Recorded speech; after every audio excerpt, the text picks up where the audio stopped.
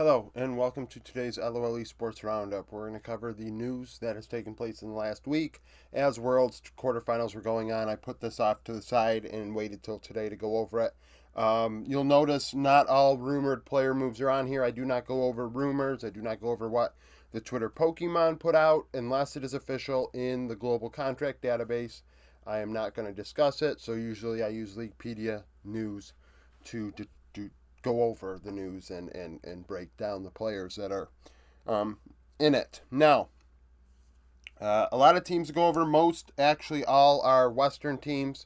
Mad Lions, Chasey has been allowed to leave. Chasey had a 2.7 KDA, 7.7 CS per minute, 51.5 KP this past season. These stats are all season long, not just summer. 387 gold per minute, 506 damage per minute. That was about 21% of the team's gold and 22% of their damage. So the DPM return on gold was sufficient. And at 15 minutes over the entire split, he on average was ahead 235 gold, 4 CS, 45 XP, had 29 solo kills, and 15 champions played in 95 games. Now, when I lump all these stats together, we do have to think about a couple things. Chasey was not the same player in summer as he was in spring. In spring, I thought he did much better, and there were times on the Jace throughout the season where he really popped off. That's what sticks out to me. Now, as far as Worlds, he left a lot to be desired. Season finals left a little bit to be desired. And at the same time, it does make you wonder why he was an import from Korea that really didn't have a lot of success in Korea in challengers. I think he was with Damwon. Went to the ERLs and got an opportunity with Matt. I think he is capable of playing in the West as a top laner. Obviously, he was a rookie. We have to keep that in mind. I think that does need to be said. And I do hope that he gets another opportunity next year with somebody else.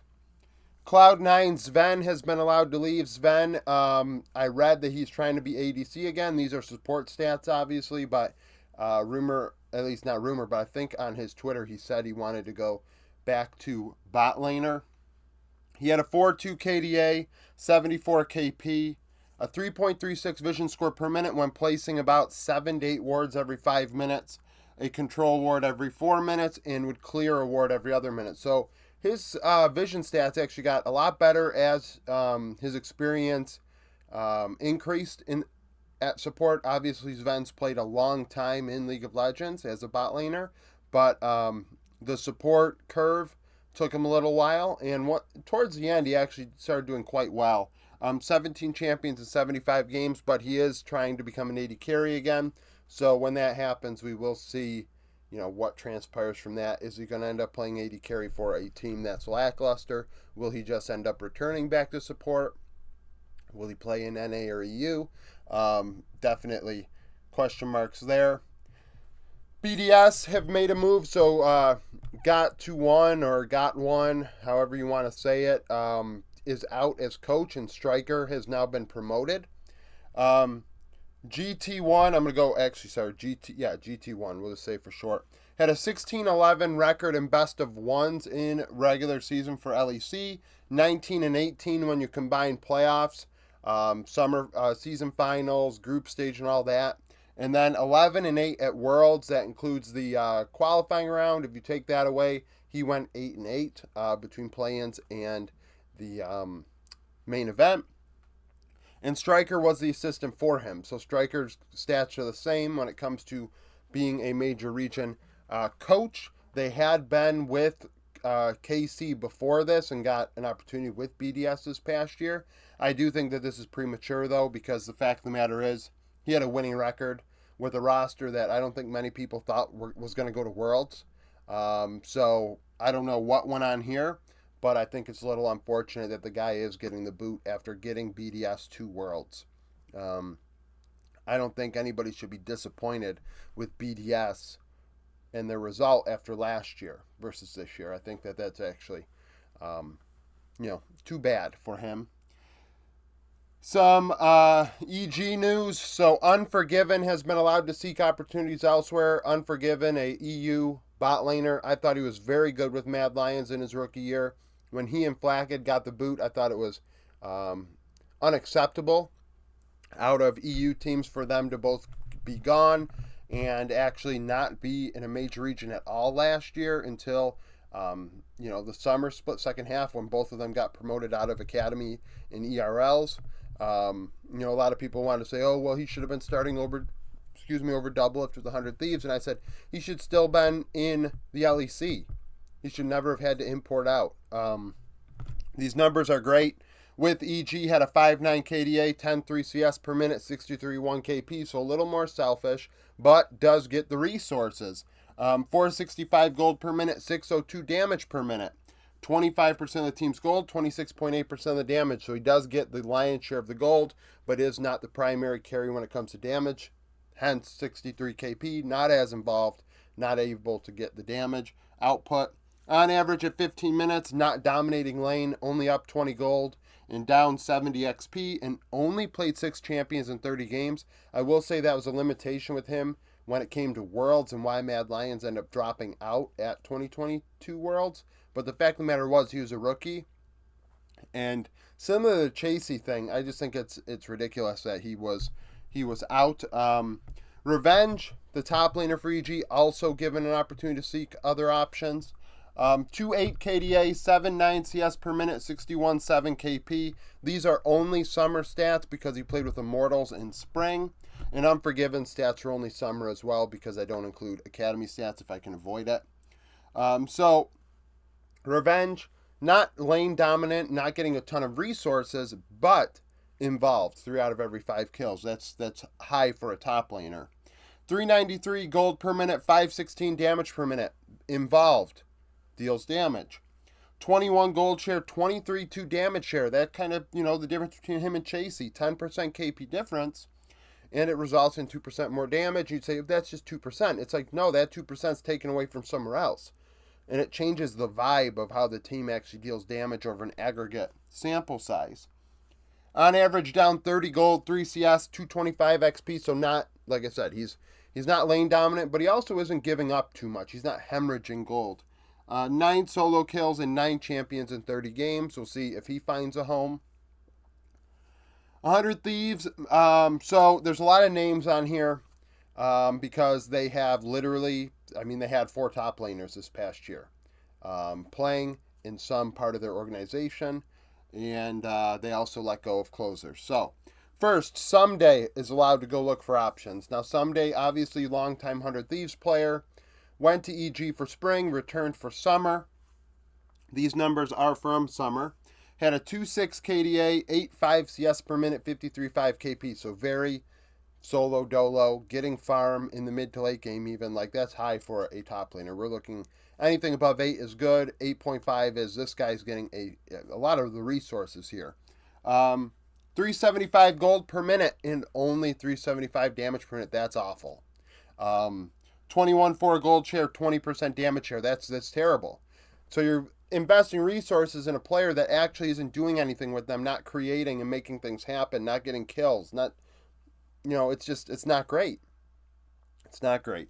On average, Someday was down 65 gold, 6 CS, 130 XP at 15 minutes. Had 9 solo kills, played 8 champions in 23 games. I do wonder if this is it for him. I'm sure he could go to a minor region if he wants to, but I do wonder if this is it. These numbers are like resource heavy, but at the same time, Someday left a lot on the table for us, and I think it's just that time. Tenacity's name comes up on here. Tenacity has returned from retirement, technically a 100 Thieves player still, content creator, whatever, and is allowed to seek other opportunities. His spring stats, keep in mind, out of the 30 games, 2 of them are academy stats, but 3.5 KDA, 7.6 CS per minute, 58 KP, so a lot less resources, right, than Someday was getting. A lot less farm, didn't die as much, was a little more involved. Different metas, too, spring versus summer, we saw that. 364 gold per minute, 415 damage per minute, 20.7% of the team's gold, 20% of the damage. So it's still not optimal on the gold to damage return. The return on investment really isn't there, but it is better than some days. On average, also losing in lane, 365 gold down, 8 CS, 170 XP. 10 solo kills and 10 champions played in 30 games. Obviously, a player that has a lot of hype, a very young player, and both players are in very different times in their career. Some day in tenacity. Tenacity is only going up, and some days is going down. Now, Jenkins is on here. Jenkins was one of their Academy top laners. Jenkins, a longtime Ken and One Trick in Academy for NA. He has played in the top tier. He's played with CLG. I think he's played with TL also. 4 KDA, 7-8 CS per minute, 53 KP. Keep in mind, this is an academy, so these numbers aren't great. They aren't warranting a promotion. 380 gold per minute, 485 damage per minute, 20.8% of the team's gold, 20.6% of the team's damage. So once again, another top laner not putting a return on investment. All 4 of them for 100 Thieves actually not doing that this past year. 290 gold up, 210 XP, 22 solo kills, 10 champions, 38 games. And that champion pool was wild, as we saw some crazy shit happening in Academy in North America. And Jenkins was a part of it. Not just 1, not just 2. I think even maybe 4 games of Warwick are on his gamesoflegend.gg. Then we have Sniper. Sniper is the supposed top laner for 100 Thieves next year. I believe that is the rumor. Sniper obviously has been hyped up for a while. He is extremely young, did face some mental burnout this past year, and that is extremely concerning. It's very concerning. 3 KDA, 8.3 CS per minute, 42.5 KP. So what does this scream? Solo dolo on an island, top laner, split pushing Fiora. His Riven is his champion. Camille, stuff like that. Jax. He's on an island, and that's how you do in solo queue. It's not very team based, right? It's more like, hey, we're all kind of doing a thing, and maybe we end up ramming, but the fact of the matter is, that's how you get your name out there, right? You end up playing really well in 1v1 matchups. You win games solo dolo. So he still has to adapt that entire game that you need, but he is extremely young. I think he's only like 17 years old, if that. 394 gold per minute, 488 damage per minute, 20.9% of the team's gold, 20.8% of the team's damage. So it is close. Obviously dealing more damage than gold. All these players are. Except someday, but the percentages aren't really there, right? So we're giving you this share of the resources, and you're not giving us the damage back. And you think to yourself, yeah, but does that matter? It's like, well, I'm not looking at jungle really, but we're going to get to jungle, and we look at the ratios, and it's like, okay, well, where is this going? And it's probably going to bot lane and mid lane, but you'd still like top lane to be even. On average, Sniper is down 290 gold, 3 CS, 160 XP, 18 solo kills, 28 games, 11 champions played. So Sniper, very bright future, just like Tenacity. We'll see what 100 Thieves do. Now that last year they tried Tenacity Busio, ended up changing their mind and going with Quid Busio. And I don't know what they're going to do this year. Lastly, we have Closer, longtime 100 Thieves jungler.